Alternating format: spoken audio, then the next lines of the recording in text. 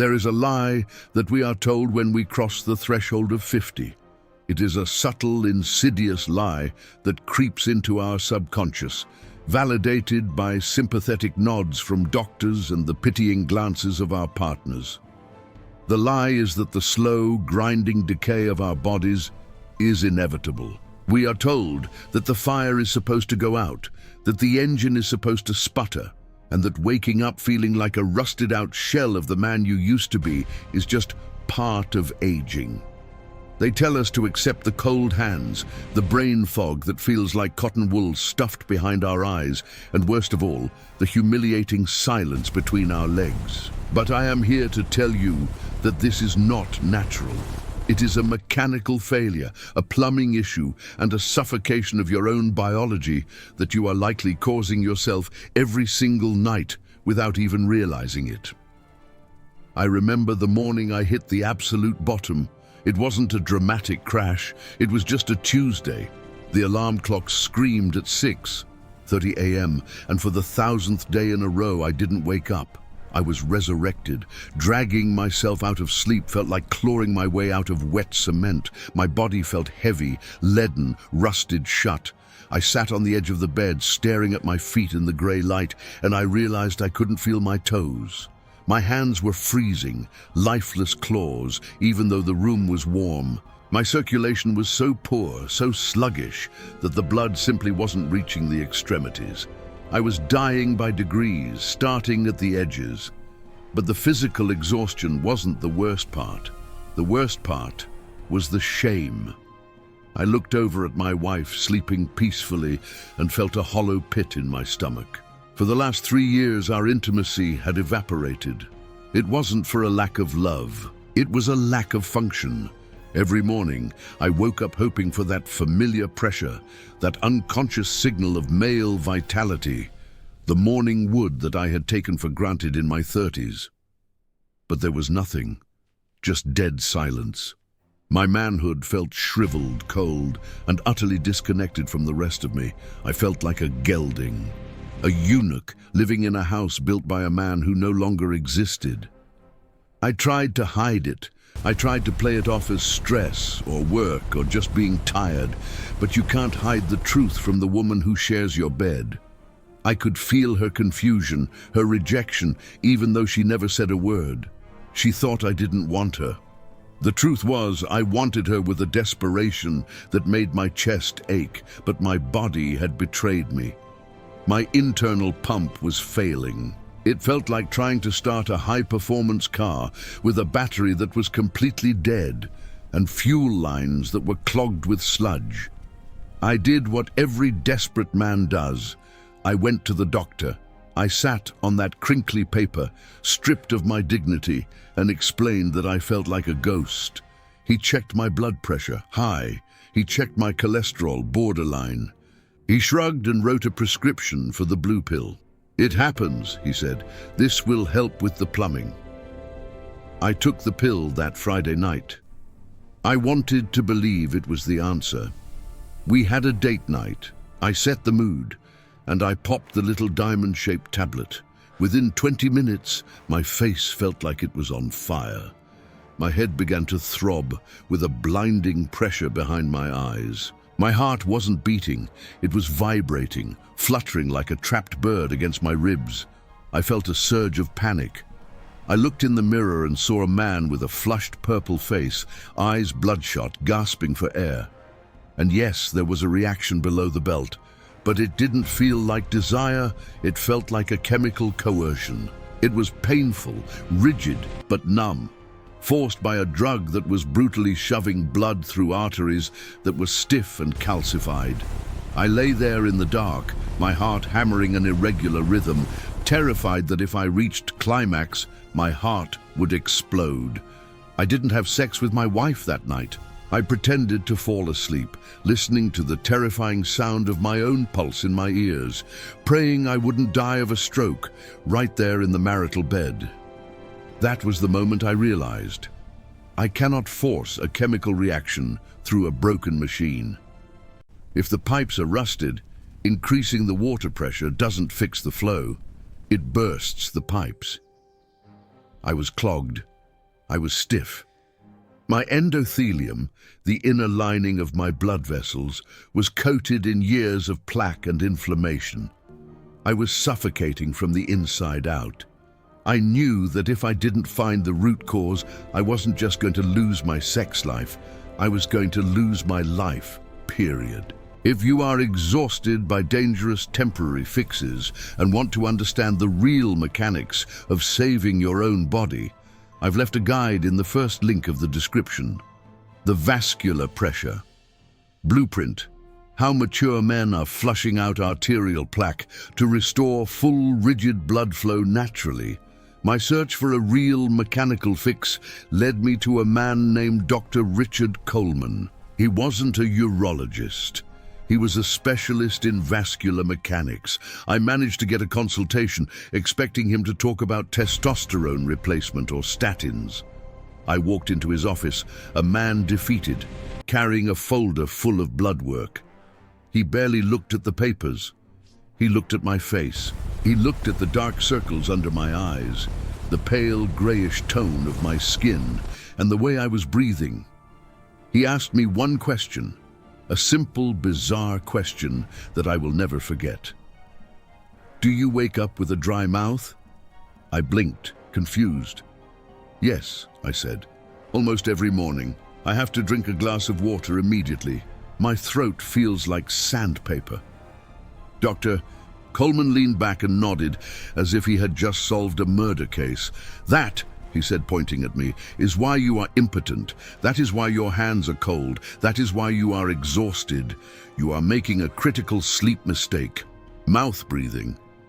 It sounded ridiculous at first. How could breathing through my mouth destroy my erections? But then he broke down the raw mechanics, and it hit me like a sledgehammer. He explained that the human nose is not just an air intake, it is a massive chemical generator. Inside the nasal cavity, there are cells responsible for producing a miraculous molecule called nitric oxide. Nitric oxide is the most powerful vasodilator in the human body. It is the signal that tells your blood vessels to relax, to widen, and to allow blood to surge into your organs. It is the molecule that keeps the arterial walls flexible and prevents plaque from sticking. When you breathe through your nose at night, you are constantly bathing your blood in this vital gas. You are oxygenating your system and keeping the pipes wide open. But when you open your mouth to sleep, Dr. Coleman said, his voice grave, you bypass the factory. You generate almost zero nitric oxide for 8 hours. Your body goes into a state of hypoxia. Your blood vessels clamp shut to preserve pressure. Your heart has to work double time to pump sludge through narrowed tubes. He explained that without that nighttime nitric oxide, the smooth muscle tissue in the pelvis cannot relax to accept blood. It stays constricted. Worse, without the protective effect of nitric oxide, the calcium and cholesterol in my blood were settling onto the arterial walls, turning into plaque, effectively rusting me from the inside. I wasn't just tired, I was calcifying. My manhood wasn't broken, it was starved. I sat there stunned. I thought back to every morning, the dry tongue, the sore throat, the crusty lips. I had been choking my own vascular system every single night for decades. But knowing the problem was only half the battle. The damage was already done. My arteries were stiff, the plaque was there. Simply taping my mouth shut at night wouldn't scrub away 20 years of accumulated rust. I needed a biological solvent. Dr. Coleman didn't give me a prescription. He introduced me to a specific natural nutrient protocol designed to bypass the liver and trigger a massive, sustained explosion of nitric oxide from within. This wasn't about adding external hormones. It was about feeding the endothelium the exact precursors it needed to manufacture its own rescue molecules. He described it as an internal pipe cleaner. This specific combination of nutrients, taken before bed, would work to dissolve the fibrin and calcium deposits. It would physically force the stiff arteries to widen, restoring the elasticity of youth. I was skeptical. I had tried cheap supplements before, But Dr. Coleman explained why those fail. They are destroyed by stomach acid and the liver before they ever reach the bloodstream. This protocol used a specific delivery mechanism to ensure absorption directly into the kidneys and the blood. I started the protocol that night. I also made a conscious effort to keep my nasal passages clear and keep my mouth closed while sleeping. The first week, I didn't feel a miracle. I just felt better. I slept deeper.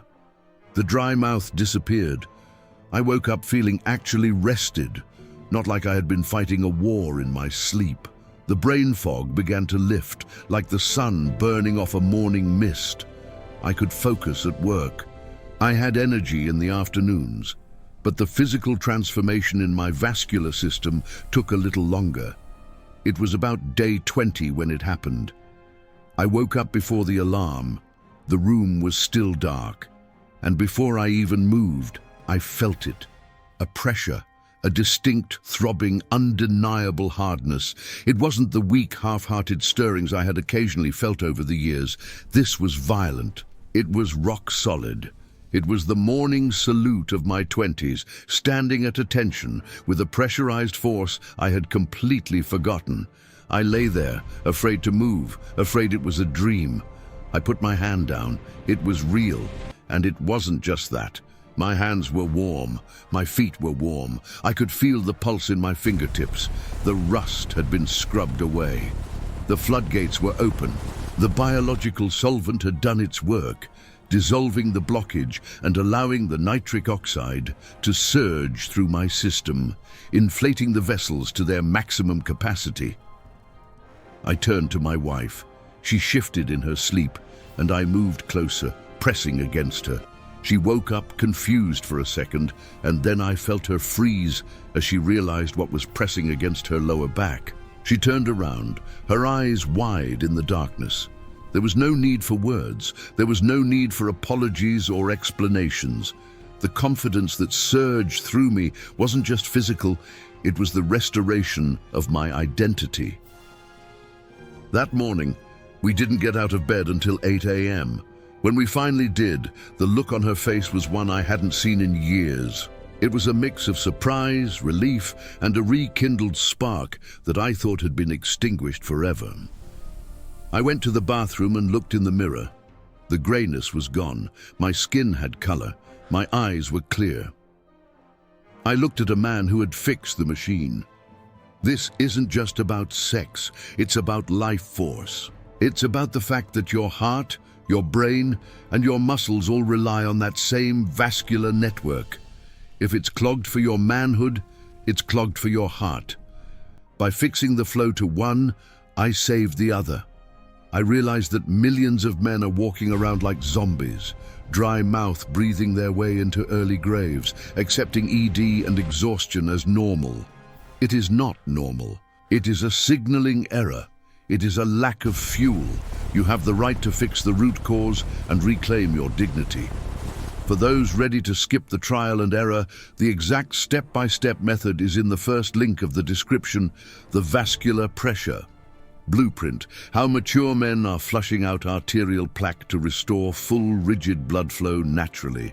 I am not special. I'm just a man who refused to let the lights go out. I refused to let my marriage become a roommate situation. I refused to let my arteries turn into stone. And now I'm passing this map to you. Do not ignore the signs. The cold hands, the morning fatigue, the silence between the sheets. These are warning lights on your dashboard. Pull over, pop the hood, and fix the engine. If this story resonated with you, if you felt that sting of recognition, then you are part of this brotherhood. Subscribe to the channel because we are going deeper.